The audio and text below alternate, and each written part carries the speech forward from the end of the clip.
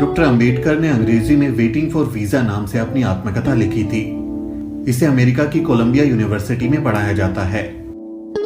हिंदी पाठकों के लिए अंग्रेजी से इसका हिंदी अनुवाद सविता पाठक ने किया है।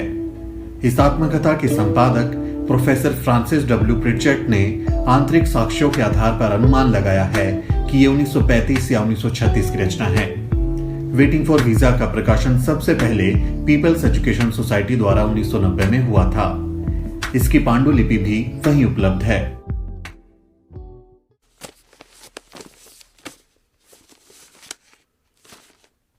Chapter number 1। बचपन में बुरा सपना बनी कोरेगांव की यात्रा। हमारा परिवार मूल रूप से बॉम्बे प्रेसिडेंसी की रत्नागिरी जिले में स्थित डापोली तालुके का निवासी है।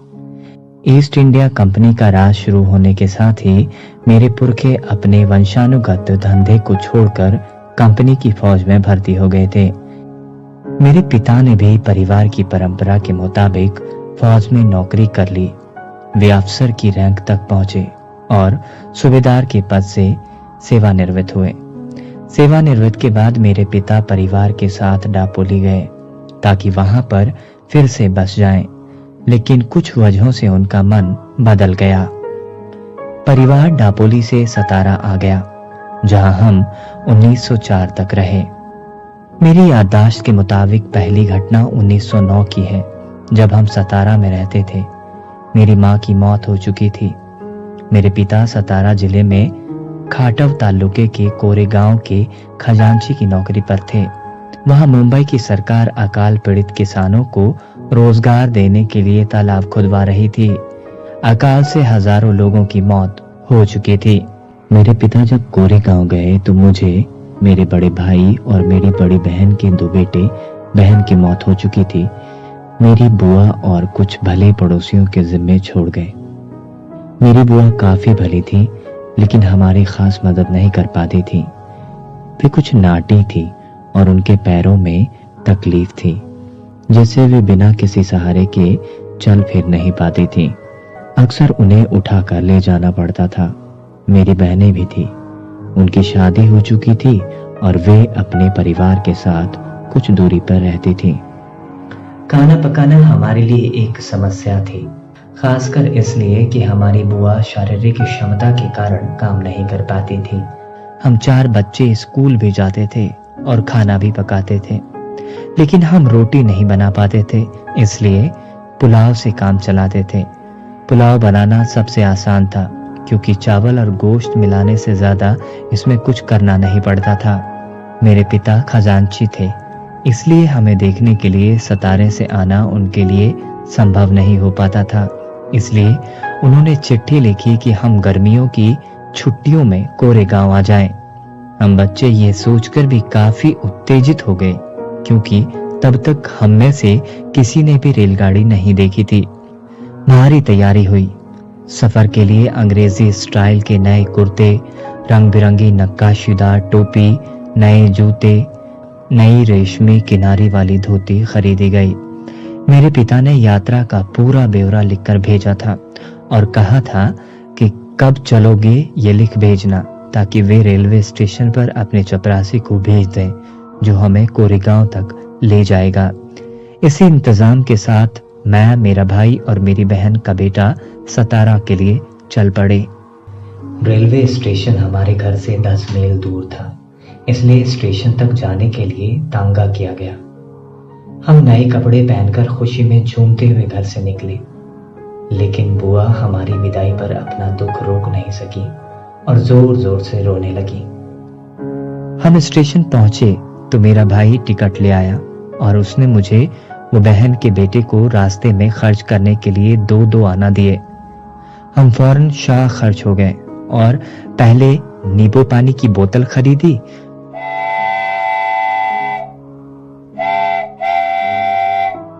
कुछ देर बाद गाड़ी ने सीटी बजाई तो हम जल्दी जल्दी चढ़ गए ताकि कहीं छूट न जाए।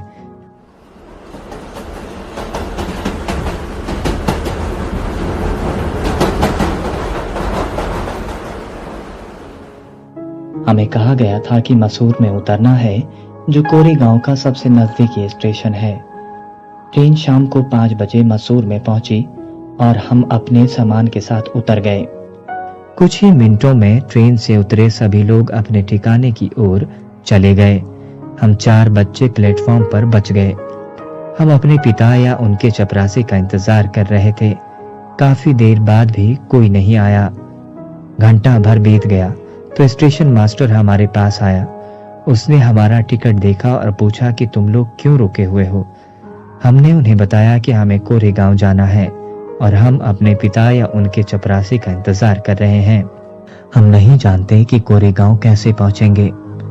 हमने कपड़े लत्ते अच्छे पहने हुए थे और हमारी बातचीत से भी कोई नहीं पकड़ सकता था कि हम अछूतों के बच्चे हैं। इसलिए स्टेशन मास्टर को यकीन हो गया था कि हम ब्राह्मणों के बच्चे हैं। वे हमारी परेशानी से काफी दुखी हुए। लेकिन हिंदुओं में जैसा आम तौर पर होता है, स्टेशन मास्टर पूछ बैठा कि हम कौन हैं। मैंने बिना कुछ सोचे समझे तपाक से कह दिया कि हम महार हैं। बम्बई प्रेसिडेंसी में महार अछूत माने जाते हैं। वो दंग रह गया। अचानक उसके चेहरे के भाव बदलने लगे। हम उसके चेहरे पर तृष्णा का भाव साफ देख सकते थे। वो फौरन अपने कमरे की ओर चला गया। हम वहीं पर खड़े रहे। 20-25 मिनट बीत गए। सूरज डूबने ही वाला था। हम हैरान परेशान थे। यात्रा की शुरुआत वाली हमारी खुशी काफूर हो चुकी थी। हम उदास हो गए।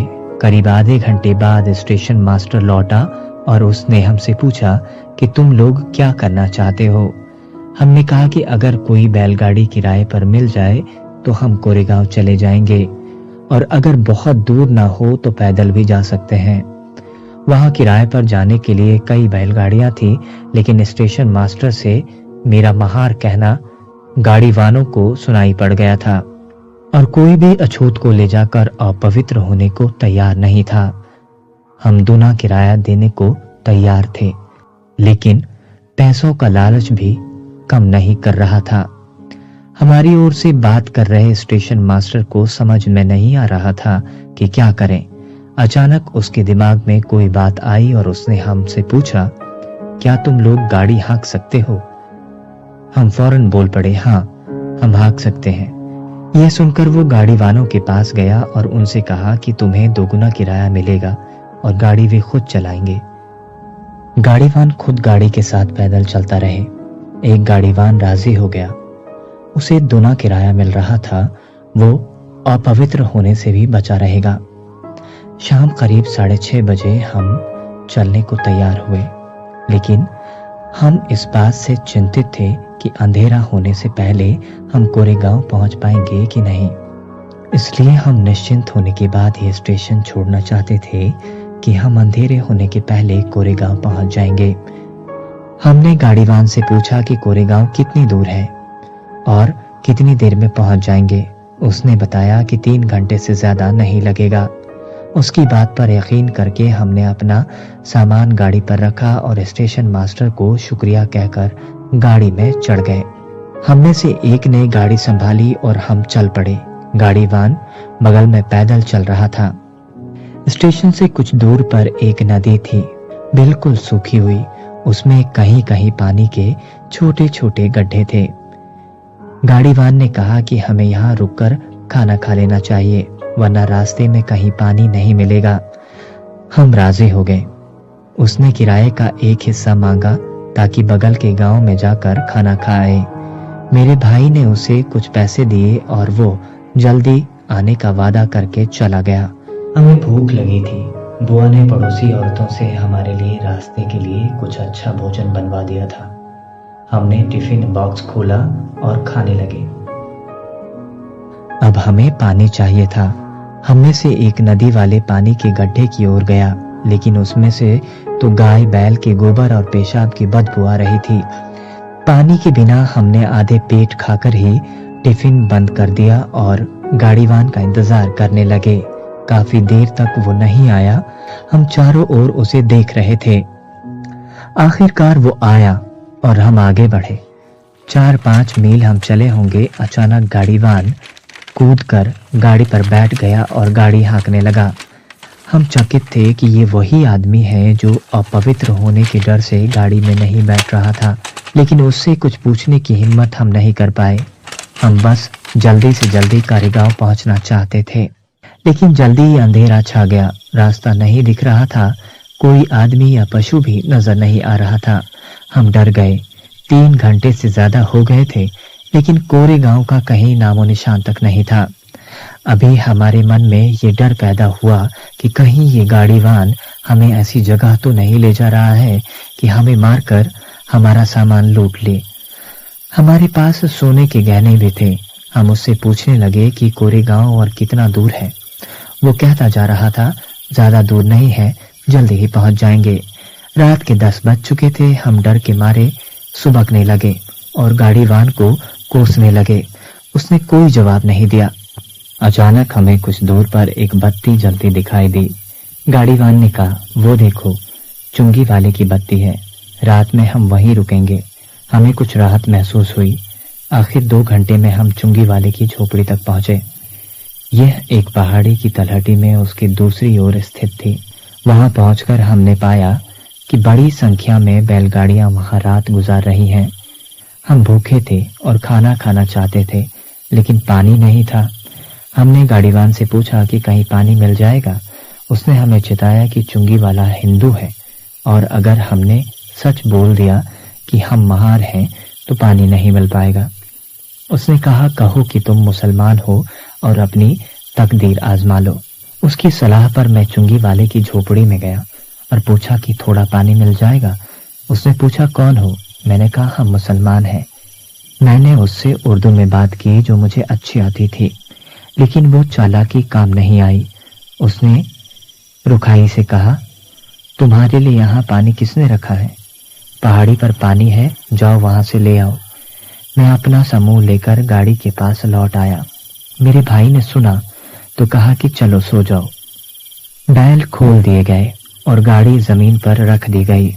हमने गाड़ी के निचले हिस्से में बिस्तर डाला और जैसे तैसे लेट गए। मेरे दिमाग में चल रहा था कि हमारे पास भोजन काफी है।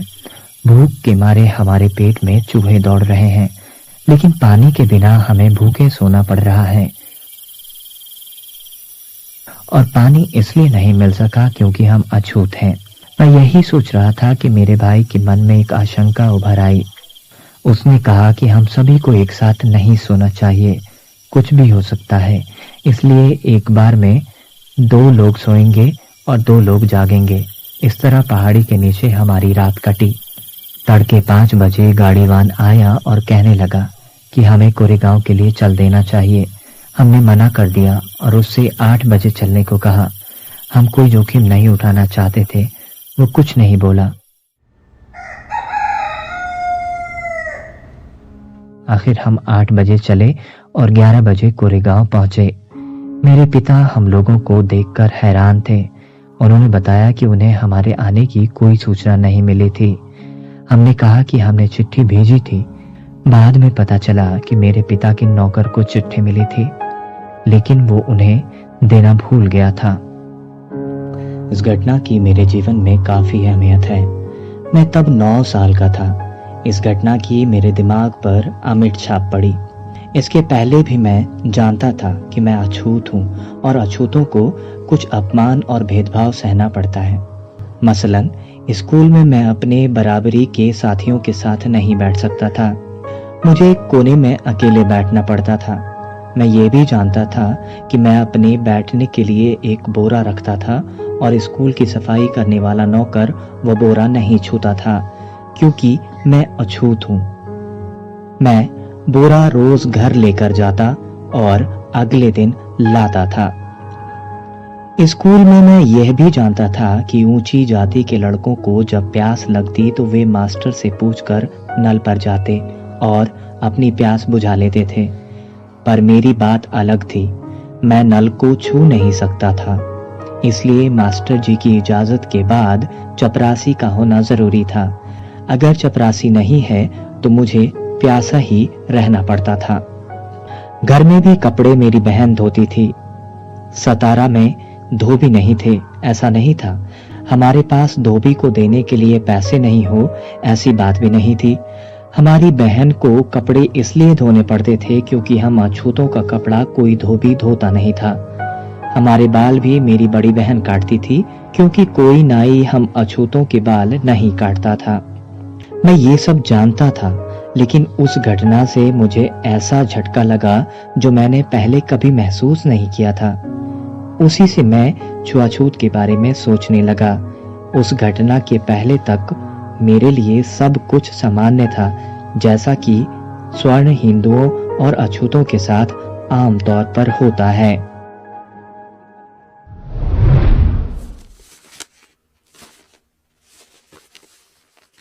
अध्याय 2। पश्चिम से लौट कर आने के बाद बड़ौदा में रहने की जगह नहीं मिली। पश्चिम से मैं 1916 में भारत लौटा। महाराजा बड़ौदा की बदौलत में उच्च शिक्षा प्राप्त करने के लिए अमेरिका गया था। मैंने कोलंबिया यूनिवर्सिटी न्यूयॉर्क से पढ़ाई की और 1917 में मैं लंदन चला गया। मैंने लंदन यूनिवर्सिटी के स्कूल ऑफ इकोनॉमिक्स में परास्नातक में दाखिला लिया था, लेकिन 1918 में मुझे अपनी पढ़ाई अधूरी छोड़कर भारत आना पड़ा। चूंकि मेरी पढ़ाई का खर्चा बड़ौदा स्टेट ने उठाया था, इसलिए उसकी सेवा करने के लिए मैं मजबूर था। किन वजहों से मैंने बड़ौदा स्टेट छोड़ा, उनका मेरे आज के उद्देश्य से कोई संबंध नहीं है और इसलिए यहां मैं इस बात में नहीं जाना चाहता। मैं सिर्फ बड़ौदा में मुझे किस तरह के सामाजिक अनुभव हुए उसी पर बात करूंगा और उसी को विस्तार से बताने तक खुद को सीमित रखूंगा। यूरोप और अमेरिका में 5 साल के प्रवास ने मेरे भीतर से ये भाव मिटा दिया था कि मैं अछूत हूं। ये भी भाव मिट गया था कि भारत में अछूत कहीं भी जाता है तो वो खुद अपने और दूसरों के लिए मुश्किल पैदा करता है। जब मैं स्टेशन से बाहर आया तो मेरे दिमाग में अब एक ही सवाल घूम रहा था कि मैं कहां जाऊं, मुझे कौन रखेगा। मैं बहुत गहराई तक परेशान था। हिंदू होटल जिन्हें विशिष्ट कहा जाता था, उनको मैं पहले से ही जानता था, वे मुझे नहीं रखेंगे। वहां रहने का एकमात्र तरीका था कि मैं झूठ बोलूं, लेकिन उसके लिए मैं तैयार नहीं था, क्योंकि मैं अच्छे से जानता था कि अगर मेरा झूठ पकड़ा गया तो उसके क्या परिणाम होंगे। वो पहले से नियत थे। यूं तो मेरे कुछ मित्र बड़ौदा के थे जो अमेरिका पढ़ाई करने गए थे। अगर मैं उनके यहां गया तो क्या वो मेरा स्वागत करेंगे? मैं खुद को आश्वस्त नहीं कर सका। हो सकता है कि एक अछूत को अपने घर में बुलाने पर वो शर्मिंदा महसूस करें। मैं थोड़ी देर तक किसी पशुपेश में स्टेशन पर खड़ा रहा। फिर मुझे सूझा कि पता करूं कि कैंप में कोई जगह है क्या। तब तक सारे यात्री जा चुके थे। मैं अकेला बच गया था। कुछ एक गाड़ी वाले जिन्हें अब तक कोई सवारी नहीं मिली थी, वो मुझे देख रहे थे और मेरा इंतजार कर रहे थे। मैंने उनमें से एक को बुलाया और पता किया कि क्या कैंप के पास कोई होटल है। उसने बताया कि एक पारसी सराय है और वो पैसा लेकर ठहरने देते हैं। पारसी लोगों द्वारा ठहरने की व्यवस्था होने की बात सुनकर मेरा मन खुश हो गया। पारसी जोरास्ट्रियन धर्म को मानने वाले लोग होते हैं। उनके धर्म में छुआछूत के लिए कोई जगह नहीं है, इसलिए उनके द्वारा अछूत होने का भेदभाव होने का कोई डर नहीं था। मैंने गाड़ी में अपना बैग रख दिया और ड्राइवर से पारसी सराय में चल देने के लिए कह दिया। ये एक 2 मंजिला सराय थी। नीचे एक बुजुर्ग पारसी और उनका परिवार रहता था। वो ही इसकी देखरेख करते थे और जो लोग रुकने आते थे उनके खान पान की व्यवस्था करते थे। गाड़ी पहुंची। पारसी केयरटेकर ने मुझे ऊपर ले जाकर कमरा दिखाया। मैं ऊपर गया और इसी बीच गाड़ीवान ने मेरा सामान लाकर रख दिया। मैंने उसको पैसे देकर विदा कर दिया। मैं खुश था कि मेरे ठहरने की समस्या का समाधान हो गया है। मैं कपड़े खोल रहा था, थोड़ा सा आराम करना चाहता था। इसी बीच केयरटेकर एक किताब लेकर ऊपर आया। उसने जब मुझे देखा कि मैंने सदरी और धोती, जो कि खास पारसी लोगों के कपड़े पहनने का तरीका है, नहीं पहना था, तो उसने तीखी आवाज में मुझसे मेरी पहचान पूछी। मुझे मालूम नहीं था कि यह पारसी सराय सिर्फ पारसी समुदाय के लोगों के लिए थी। मैंने बता दिया कि मैं हिंदू हूं। वो अचंभित था और उसने सीधे कह दिया कि मैं वहां नहीं ठहर सकता। मैं सख्ते में आ गया और पूरी तरह शांत रहा। फिर वही सवाल मेरी ओर लौट आया कि कहां जाऊं। मैंने खुद को संभालते हुए कहा कि भले ही हिंदू हूं, लेकिन अगर उन्हें कोई परेशानी नहीं है तो मुझे यहां ठहरने में कोई दिक्कत नहीं है। उसने जवाब दिया कि तुम यहां कैसे ठहर सकते हो? मुझे सराय में ठहरने वालों का ब्यौरा रजिस्टर में दर्ज करना पड़ता है। मुझे उनकी परेशानी समझ में आ रही थी। मैंने कहा कि मैं रजिस्टर में दर्ज करने के लिए कोई पारसी नाम रख सकता हूं। तुम्हें इसमें क्या दिक्कत है अगर मुझे नहीं है तो? तुम्हें कुछ नहीं खोना पड़ेगा, बल्कि तुम तो कुछ पैसे ही कमाओगे। मैं समझ रहा था कि वो पिघल रहा है। वैसे भी उसके पास बहुत समय से कोई यात्री नहीं आया था और वो थोड़ा कमाई का मौका नहीं छोड़ना चाहता था। वो इस शर्त पर तैयार हो गया कि मैं उसको 1.5 रुपए ठहरने और खाने का दूंगा और रजिस्टर में पारसी नाम ही लिखूंगा। वो नीचे गया और मैंने राहत की सांस ली। समस्या का हल हो गया था। मैं बहुत खुश था। तब तक मैं ये नहीं जानता था कि ये मेरी खुशी कितनी क्षणिक है। लेकिन इससे पहले कि मैं इस सराय वाले किस्से का दुखद अंत बताऊं, उससे पहले मैं ये बताऊंगा कि इस छोटे से अंतराल के दौरान मैं वहां कैसे रहा। इस सराय की पहली मंजिल पर एक छोटा सा कमरा और उसी से जुड़ा हुआ स्नान घर था, जिसमें नल लगा हुआ था। उसके अलावा एक बड़ा हॉल था। जब तक मैं वहां रहा, बड़ा हॉल हमेशा टूटी कुर्सियों और बेंच जैसे कबाड़ से भरा रहा। इसी सब के बीच में अकेले यहां रहा। केयरटेकर सुबह 1 कप चाय लेकर आता था, फिर वो दोबारा 9:30 बजे मेरा नाश्ता या सुबह का कुछ खाने के लिए लेकर आता था, और तीसरी बार वो रात 8:30 बजे रात का खाना लेकर आता था। केयरटेकर तभी आता था जब बहुत जरूरी हो जाता था, और इनमें से किसी भी मौके पर वो मुझसे बात करने से बचता था। खैर, किसी तरह ये दिन बीते। महाराजा बड़ौदा की ओर से महालेखागार ऑफिस में मेरी प्रशिक्षु की नियुक्ति हो गई। मैं ऑफिस जाने के लिए सराय को 10 बजे छोड़ देता था और रात को तकरीबन 8 बजे लौटता था, और जितना हो सके कंपनी के दोस्तों के साथ ही समय व्यतीत करता था। सराय में वापस लौट के रात बिताने का विचार ही मुझे डराने लगता था। मैं वहां सिर्फ इसलिए लौटता था क्योंकि इस आकाश तले मुझे कोई और ठौर नहीं था। ऊपर वाली मंजिल के कमरे में कोई भी दूसरा इंसान नहीं था जिससे मैं कुछ बात कर पाता। मैं बिल्कुल अकेला था। पूरा हॉल घुप अंधेरे में रहता था। वहां कोई बिजली का बल्ब, यहां तक कि तेल की बत्ती तक नहीं थी जिससे अंधेरा थोड़ा कम लगता। केयरटेकर मेरे इस्तेमाल के लिए एक छोटा सा दीपक लेकर आता था, जिसकी रोशनी बमुश्किल कुछ इंच तक ही जाती थी। मुझे लगता था कि मुझे सजा मिली है। मैं किसी इंसान से बात करने के लिए तड़पता था, लेकिन वहां कोई नहीं था। आदमी न होने की वजह से मैंने किताबों का साथ लिया और उन्हें पढ़ता गया। मैं पढ़ने में इतना डूब गया कि अपनी तन्हाई भूल गया।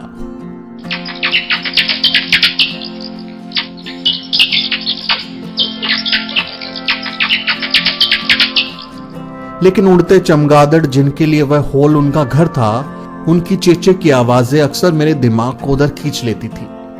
मेरे भीतर तक सिहरन दौड़ जाती थी, और जो बात मैं भूलने की कोशिश कर रहा था वो मुझे फिर से याद आ जाती थी कि मैं एक अजनबी परिस्थिति में एक अजनबी जगह पर हूं। कई बार मैं बहुत गुस्से में भर जाता था। फिर मैं अपने दुख को और गुस्से को इस भाव से समझाता था कि भले ही ये जेल थी, लेकिन एक ठिकाना तो है।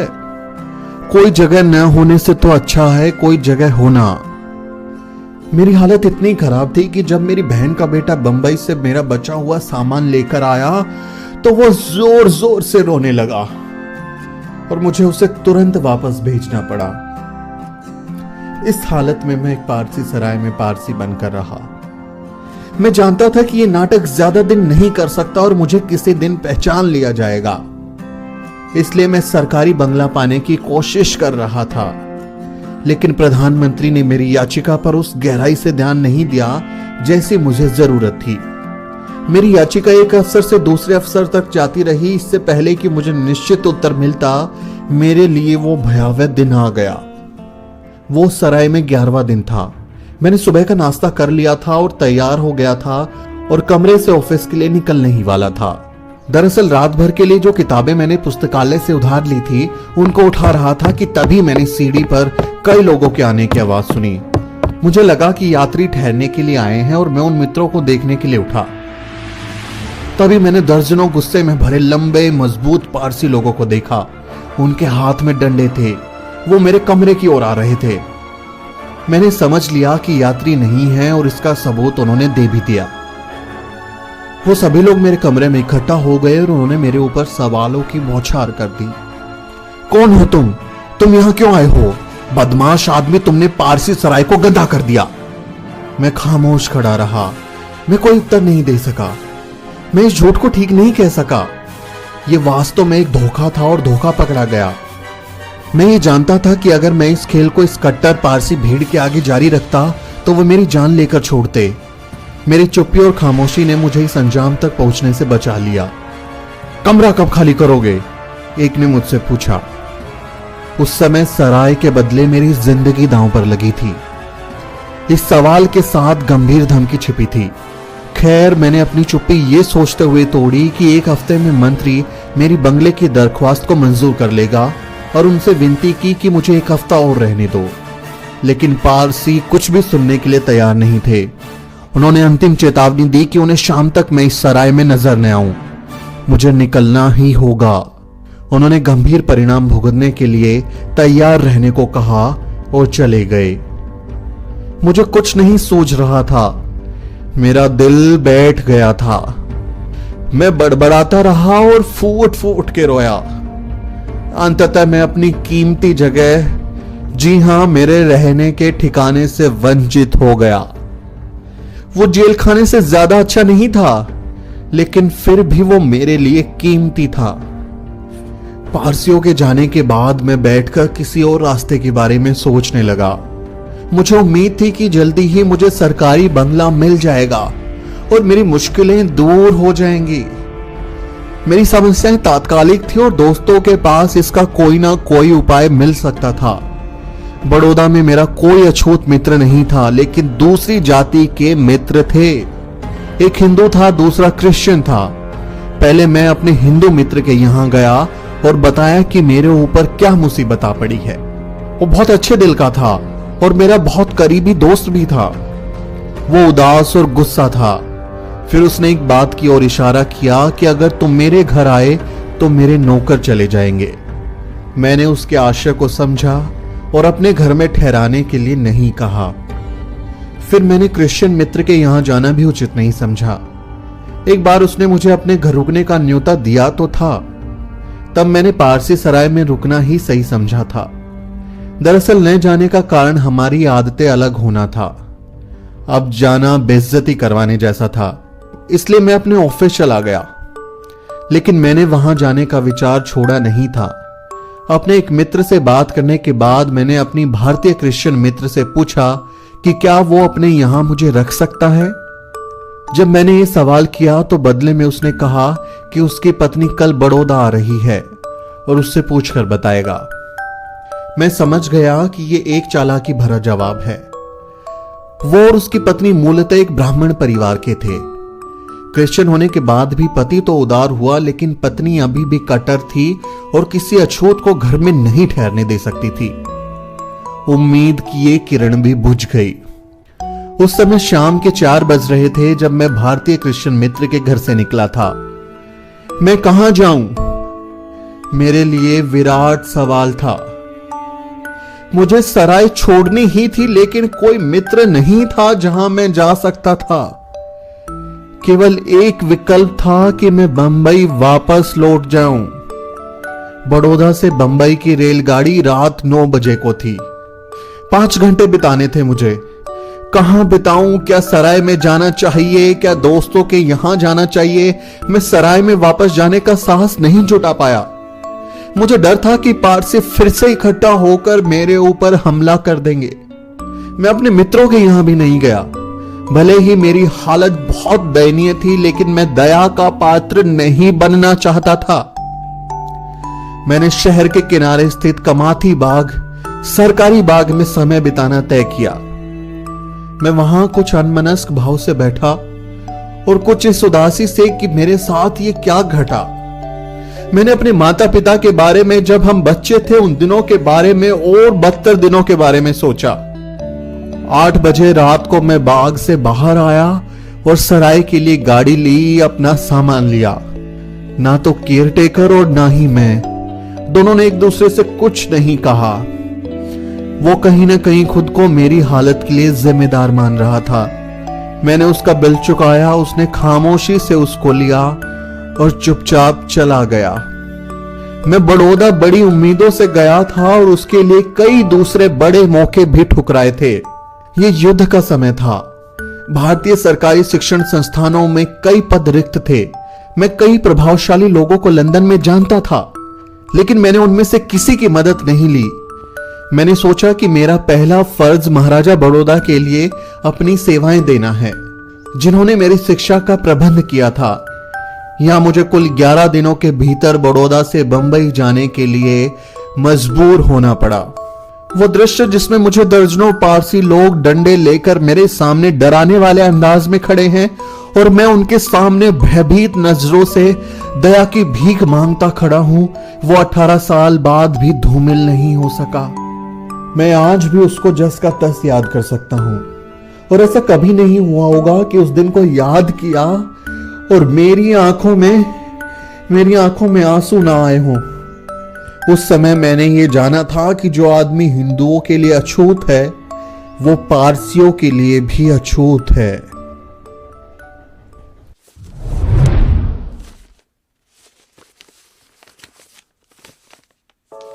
चालीस गांव में आत्मसम्मान, गंवारपन और गंभीर दुर्घटना। ये बात 1929 की है। बंबई सरकार ने दलितों के मुद्दों की जांच के लिए एक कमेटी गठित की। मैं उस कमेटी का एक सदस्य मनोनीत हुआ। इस कमेटी को हर तालुके में जाकर अत्याचार, अन्याय और अपराध की जांच करनी थी, इसलिए कमेटी को बांट दिया गया। मुझे और दूसरे सदस्यों को खानदेश के 2 जिला में जाने का कार्यभार मिला। मैं और मेरे साथी काम खत्म करने के बाद अलग अलग हो गए। वो किसी हिंदू संत से मिलने चला गया और मैं बंबई के लिए रेलगाड़ी पकड़ने निकल गया। मैं दुलिया लाइन पर चालीसा गांव के एक गांव में एक कांड की जांच के लिए उतर गया। यहाँ पर हिंदुओं ने अछूतों के खिलाफ सामाजिक बहिष्कार किया हुआ था। 40 गांव के अछूत स्टेशन पर मेरे पास आ गए और उन्होंने अपने यहाँ रात रुकने का अनुरोध किया। मेरी मूल योजना सामाजिक बहिष्कार की घटना की जांच करके सीधे जाने की थी, लेकिन वो लोग बहुत इच्छुक थे और मैं वहां रुकने के लिए तैयार हो गया। मैं गांव जाने के लिए दुलिया की रेलगाड़ी में बैठ गया और घटना की जांच की और अगली रेल से 40 गांव वापस आ गया। मैंने देखा कि 40 गांव स्टेशन पर अछूत दलित मेरा इंतजार कर रहे हैं। मुझे फूलों की माला पहनाई गई। स्टेशन से महारवाड़ा अछूतों का घर 2 मील दूर था। वहां पहुंचने के लिए एक नदी पार करनी पड़ी थी, जिसके ऊपर एक नाला बना था। स्टेशन पर कई घोड़ा गाड़ी किराए पर जाने के लिए उपलब्ध थी। महारवाड़ा पैदल की दूरी पर था। मैंने सोचा कि सीधे महारवाड़ा जाएंगे, लेकिन उस ओर कोई हलचल नहीं हो रही थी। मैं समझ नहीं पाया कि मुझे इंतजार क्यों करवाया जा रहा है। तकरीबन 1 घंटा इंतजार करने के बाद प्लेटफॉर्म पर एक घोड़ा गाड़ी लाई गई और मैं बैठा। मैं और चालक गाड़ी पर सिर्फ 2 लोग थे। दूसरे लोग नजदीक वाले रास्ते से पैदल चले गए। तांगा मुश्किल से 200 गज चला होगा कि एक गाड़ी से तकरीबन भिड़ गया। मुझे बड़ी हैरत हुई क्योंकि चालक, जो कि रोज तांगा चलाता होगा, इतना नौसिखिया जैसे चला रहा था।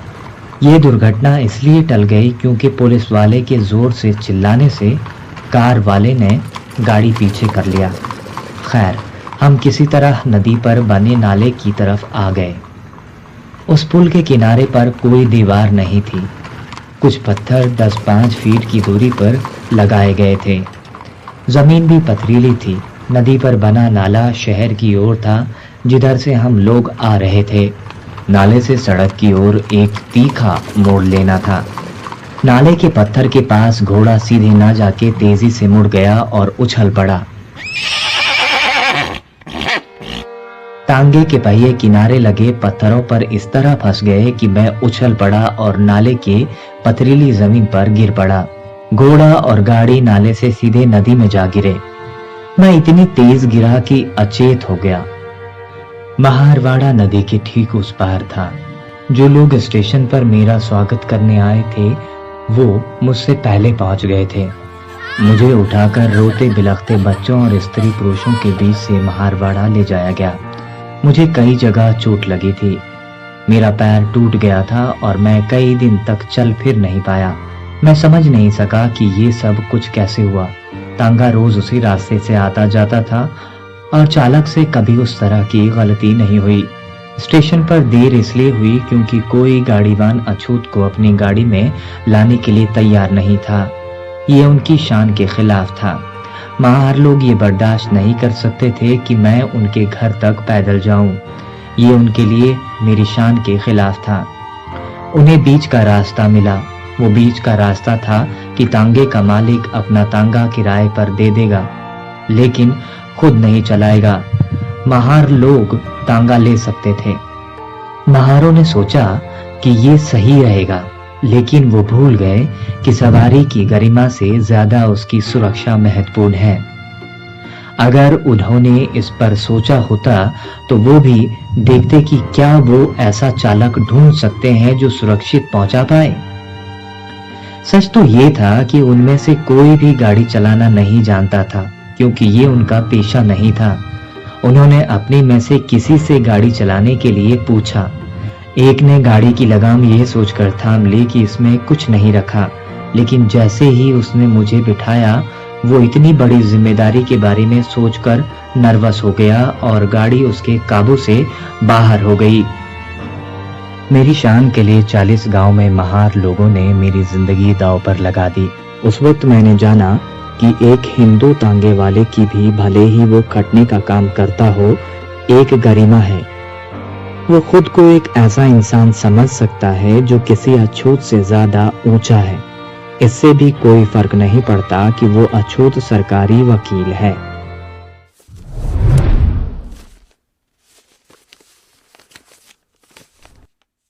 अध्याय 4, दौलताबाद के किले में पानी को दूषित करना।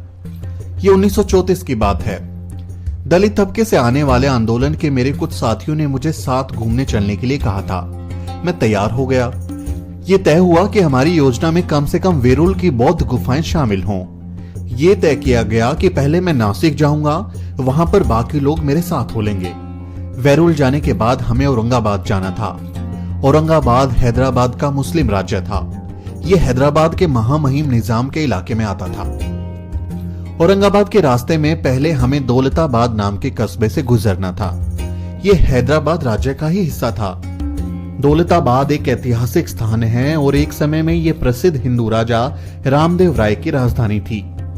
दौलताबाद का किला प्राचीन ऐतिहासिक इमारत है। ऐसे में कोई भी यात्री उसे देखने का मौका नहीं छोड़ता।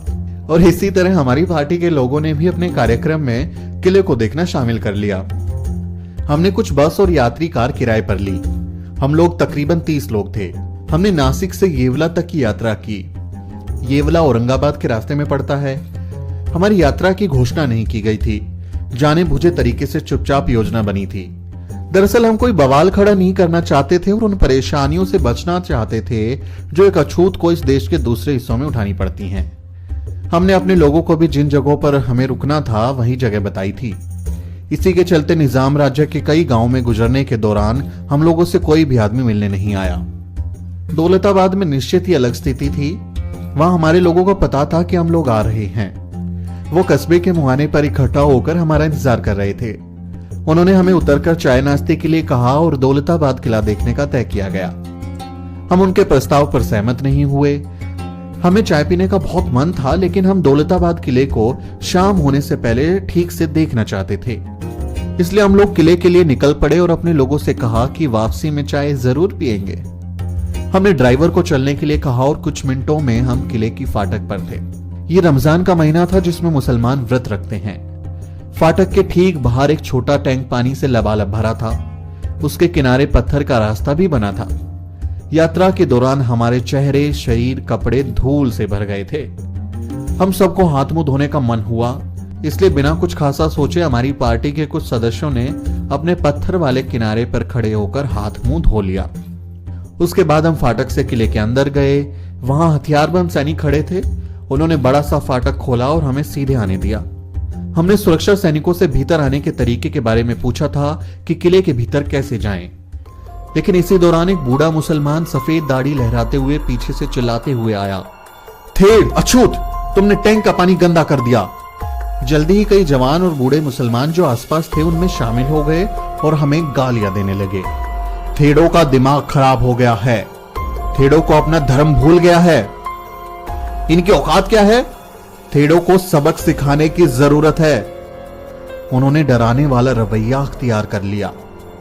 हमने बताया कि हम लोग बाहर से आए हैं और स्थानीय नियम नहीं जानते। उन्होंने अपना गुस्सा स्थानीय अछूत लोगों पर निकालना शुरू कर दिया, जो उस वक्त फाटक पर आ गए थे। तुम लोगों ने इन लोगों को क्यों नहीं बताया कि ये टैंक अछूत इस्तेमाल नहीं कर सकते? ये सवाल वो लोग उनसे लगातार पूछने लगे। बेचारे लोग, वे लोग जब हम टैंक के पास थे तब तो वो वहां थे ही नहीं। ये पूरी तरह से हमारी गलती थी क्योंकि हमने किसी से पूछा नहीं था।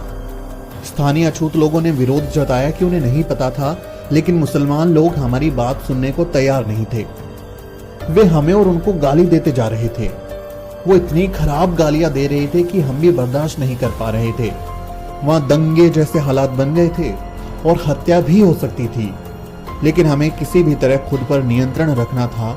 हम ऐसा कोई आपराधिक मामला नहीं बनाना चाहते थे जो हमारी यात्रा को अजीब तरीके से खत्म कर दे। भीड़ में से एक नौजवान मुसलमान लगातार बोले जा रहा था कि सबको अपना धर्म बताना है। इसका मतलब कि जो अछूत है वो टैंक से पानी नहीं ले सकता। मेरा धैर्य खत्म हो गया। मैंने थोड़े गुस्से में पूछा, क्या तुमको तुम्हारा धर्म यही सिखाता है? क्या तुम किसी अछूत को पानी लेने से रोक दोगे अगर वो मुसलमान बन जाए? इन सीधे सवालों से मुसलमानों पर कुछ असर होता दिखा। उन्होंने कोई उत्तर नहीं दिया और चुपचाप खड़े रहे। सुरक्षा सैनिक की ओर मुड़ते हुए मैंने फिर से गुस्से में कहा, क्या हम इस किले में जा सकते हैं या नहीं? हमें बताओ, और अगर हम नहीं जा सकते तो हम यहां रुकना नहीं चाहते। सुरक्षा सैनिक ने मेरा नाम पूछा। मैंने कागज पर अपना नाम लिख कर दिया।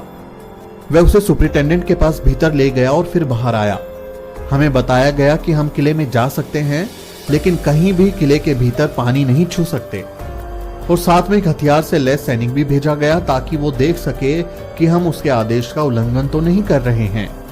मैंने पहले एक उदाहरण दिया था कि कैसे एक अछूत हिंदू पारसी के लिए भी अछूत होता है, जबकि ये उदाहरण दिखाता है कि कैसे एक अछूत हिंदू मुसलमान के लिए भी अछूत ही होता है।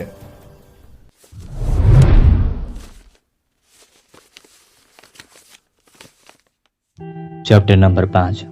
डॉक्टर ने समुचित इलाज से मना किया, जिससे युवा स्त्री की मौत हो गई। ये घटना कठियावाड़ में एक गांव की अछूत स्कूल में पढ़ने वाले शिक्षक की है। मिस्टर गांधी द्वारा प्रकाशित जनरल यंग इंडिया में ये घटना एक पत्र के माध्यम से 12 दिसंबर 1929 को सामने आई। इसमें लेखक ने अपने निजी अनुभव से बताया कि कैसे उसकी पत्नी, जिसने अभी बच्चे को जन्म दिया था, हिंदू डॉक्टर के ठीक से उपचार नहीं करने के चलते मर गई।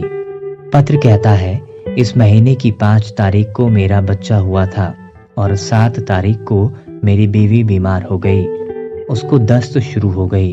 उसकी नब्ज धीमी हो गई और छाती फूलने लगी। उसको सांस लेने से तकलीफ होने लगी और पसलियों में तेज दर्द होने लगा। मैं एक डॉक्टर को बुलाने गया, लेकिन उसने कहा कि वो एक हरिजन के घर नहीं जाएगा और ना ही वो बच्चे को देखने के लिए तैयार हुआ। तब मैं वहां से नगर सेठ और गारिसाए दरबार गया और उनसे मदद की भीख मांगी। नगर सेठ ने आश्वासन दिया कि मैं डॉक्टर को 2 रुपए दे दूंगा। तब जाकर डॉक्टर आया, लेकिन उसने इस शर्त पर मरीज को देखा कि वो हरिजन बस्ती के बाहर मरीज को देखेगा। मैं अपनी बीवी और नन्हे बच्चे को लेकर बस्ती के बाहर आया। तब डॉक्टर ने अपना थर्मामीटर एक मुसलमान को दिया और उसने मुझे दिया और मैंने अपनी बीवी को। फिर उसी प्रक्रिया में थर्मामीटर वापस किया। ये तकरीबन रात के 8 बजे की बात है। बत्ती की रोशनी में थर्मामीटर को देखते हुए डॉक्टर ने कहा कि मरीज को निमोनिया हो गया है। उसके बाद डॉक्टर चला गया और दवाइयां भेजी। मैं बाजार से कुछ लिनसीड खरीद कर ले आया और मरीज को लगाया। बाद में डॉक्टर ने मरीज को देखने से इनकार कर दिया, जबकि मैंने उनको 2 रुपए दिए थे। बीमारी खतरनाक थी। अब केवल भगवान ही हमारी मदद कर सकता था। मेरी जिंदगी की लौ बुझ गई। आज दोपहर 2 बजे उसकी मृत्यु हो गई। उस अछूत शिक्षक का नाम नहीं दिया हुआ है और इसी तरह से डॉक्टर का भी नाम नहीं लिखा हुआ है। अछूत शिक्षक ने बदले की कार्यवाही के डर के कारण नाम नहीं दिया, लेकिन तथ्य एकदम सही है। इसके लिए किसी स्पष्टीकरण की आवश्यकता नहीं। पढ़ा लिखा होने के बावजूद डॉक्टर ने बुरी तरह से बीमार औरत को खुद थर्मामीटर लगाने से मना कर दिया और उसके मना करने के कारण ही औरत की मृत्यु हुई। उसके मन में बिल्कुल भी उथल पुथल नहीं हुई कि वो जिस पेशे से बंधा हुआ है उसके कुछ नियम कानून हैं। हिंदू किसी अछूत को छूने की बजाय अमानवीय होना पसंद करेंगे।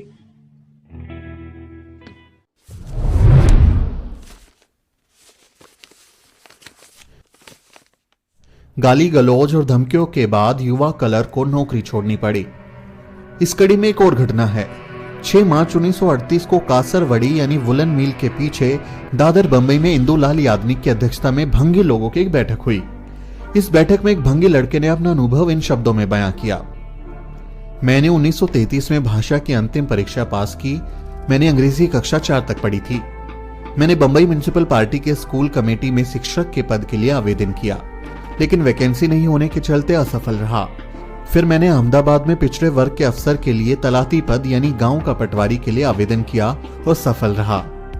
19 फरवरी 1936 को मैं बारसार तालुका के खेड़ा जिले में मामलातदार के कार्यकालय में तलाती पद पर नियुक्त हुआ। वैसे मेरा परिवार मूलतः गुजरात से आया था, लेकिन मैं इससे पहले कभी गुजरात नहीं गया था। मैं यहाँ पहली बार आया था। उसी तरह से मैं ये नहीं जानता था कि सरकारी दफ्तर में भी छुआछूत है। मेरे अछूत होने की बात मेरे आवेदन में पहले से लिखी थी, इसलिए मैं उम्मीद करता था कि मेरे सहकर्मियों को पहले से ही पता होगा कि मैं कौन हूँ।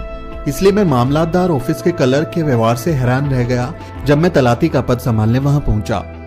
कारकुन ने बड़े ही घृणा से मुझसे पूछा, तुम कौन हो? मैंने जवाब दिया, सर मैं एक अछूत हूँ। उसने कहा, भाग जाओ और दूर खड़े रहो। तुम्हारी हिम्मत कैसे हुई मेरे नजदीक आने की? अभी तुम ऑफिस में हो, अगर तुम बाहर होते तो अब तक मैं तुम्हें 6 लात मारता। हिम्मत तो देखो, यहाँ नौकरी करने आया है। इसके बाद उसने मुझसे कहा कि अपने सर्टिफिकेट और नियुक्ति का आदेश पत्र यहाँ जमीन पर रख दो। जब मैं बरसाड़ के मामलातदार ऑफिस में काम कर रहा था तो मुझे सबसे ज्यादा मुश्किल पानी पीने में होती थी। ऑफिस के बरामदे में पीने के पानी के लिए डिब्बे रखे थे और वहां पर एक इन डिब्बों की जिम्मेदारी और पानी पिलाने के लिए आदमी बैठा हुआ था। उसका काम था कि ऑफिस के क्लर्कों को जब भी जरूरत हो पानी पिलाया जाए। उसकी अनुपस्थिति में वो लोग खुद डिब्बे से जाकर पानी निकाल कर पीते थे। मेरे मामले में यह बिल्कुल असंभव था। मैं उस डिब्बे को छू नहीं सकता था। मेरे छूते ही वो पानी दूषित हो जाता, इसलिए मुझे पानी पिलाने वाले की दया पर निर्भर रहना पड़ता था। मेरे इस्तेमाल के लिए खराब सा बर्तन रखा था जिसे मेरे सिवाय ना कोई छूता था और ना कोई धोता था। इसी बर्तन में पानी वाला मेरे लिए पानी ढाल देता था, लेकिन मैं पानी तभी ले सकता था जब वो पानी पिलाने वाला मौजूद हो।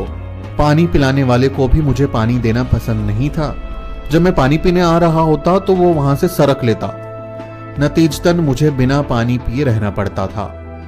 ऐसे 1-2 दिन नहीं थे, बल्कि कई दिन थे जिसमें मुझे पानी नहीं मिलता था। इसी तरह की दिक्कत मेरे ठहरने को लेकर भी थी। मैं बारसाड़ में अजनबी था, कोई भी मुझे घर देने को तैयार नहीं था। बारसाड़ के अछूत भी अपने यहाँ ठहराने को तैयार नहीं थे। उन्हें भय था कि वो उन हिंदुओं को नाराज कर देंगे जिन्हें पसंद नहीं था कि मैं एक क्लर्क बनकर अपनी हैसियत से ज्यादा रहूं। सबसे ज्यादा तकलीफ मुझे खाने को लेकर हुई। ऐसी कोई जगह और ऐसा कोई आदमी नहीं था जो मुझे खाना दे सके।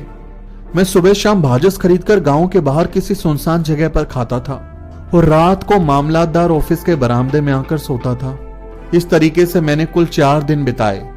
ये सब कुछ मेरे लिए बर्दाश्त से बाहर हो गया। तब मैं अपने पूर्वजों के गांव जंत्राल चला गया।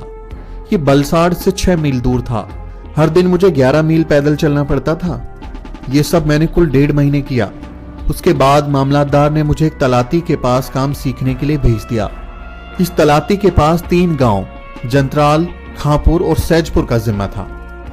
जंत्राल उसका मुख्यालय था। मैं जंत्राल में इसी तलाती के साथ 2 महीने रहा। उसने मुझे कुछ नहीं सिखाया। मैं एक बार भी गांव के ऑफिस में नहीं गया। गांव का मुखिया खासतौर पर मेरा विरोधी था। एक बार उसने कहा, तुम्हारे बाप दादे गांव के ऑफिस में झाड़ू बुहारी करते थे और तुम अब हमारी बराबरी में बैठना चाहते हो? देख लो, बेहतर यही होगा कि नौकरी छोड़ दो।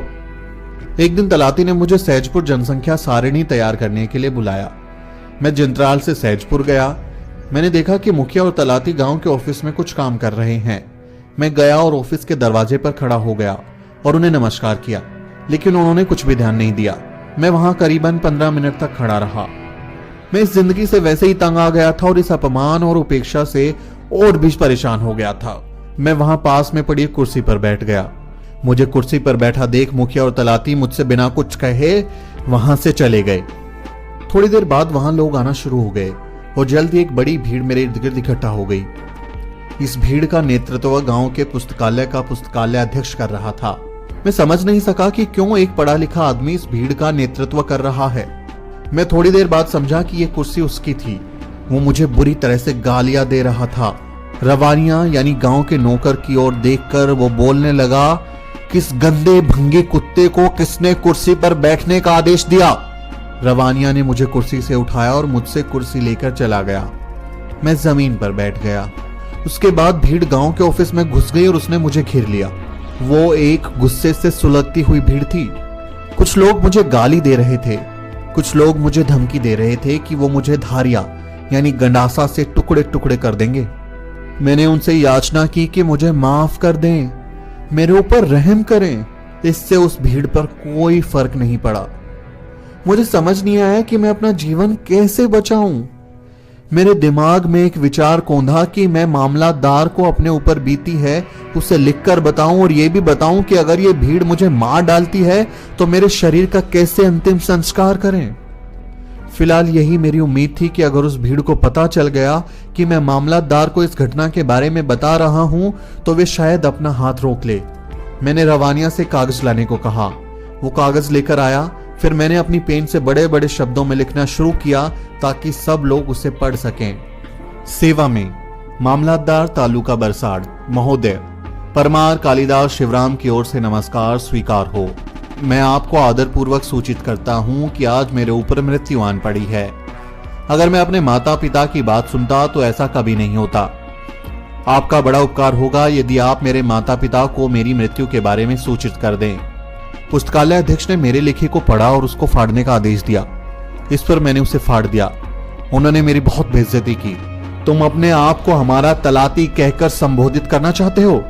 तुम एक भंगी हो, ऑफिस में बैठना चाहते हो, कुर्सी पर बैठना चाहते हो। मैंने उनसे दया की भीख मांगी और वादा किया कि ऐसा कभी नहीं करूंगा और यह भी वादा किया कि मैं नौकरी ही छोड़ दूंगा। मैं वहां रात के 7 बजे तक भीड़ के छट जाने तक रोका गया। तब तक तलाती और मुखिया दोनों नहीं आए। उसके बाद मैंने 15 दिन की छुट्टी ली और अपने माता पिता के पास बंबई लौट आया।